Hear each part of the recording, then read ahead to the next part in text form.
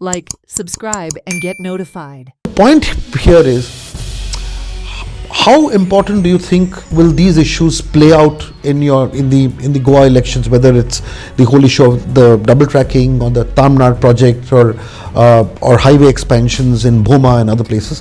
How is it playing out, and what's the feedback that you're getting? I think all these three projects are really being seen negatively by the public on a number of grounds.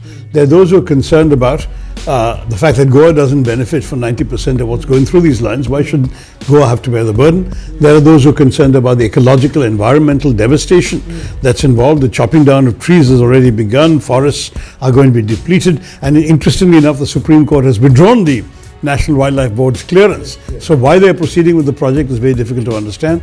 Then there are those who are concerned about the damage being done to heritage homes and people's property. The proposed route lies right through people's homes and courtyards, in some cases their verandas.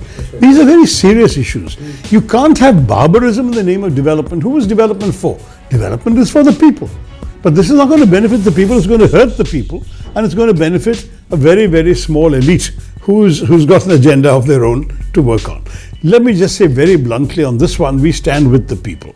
We've been saying this from the beginning. I said it during the assembly elections here, and now that the Supreme Court has also weighed in very heavily, I have no doubt about this matter that our candidates will pledge to oppose this issue nationally as well.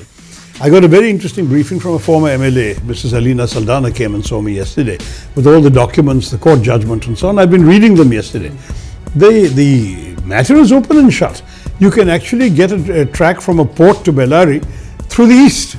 You do not need to go through Goa. Why despoil this wonderful state against the wishes of its people, damage the ecology of the Western Ghats, which is so fragile? I come from Kerala and we have very comparable issues there. And at the same time, do so much damage to heritage, do so much damage to people's interests, when you actually have a simpler solution somewhere else and where your existing line is not operating to capacity. Watch on Herald TV.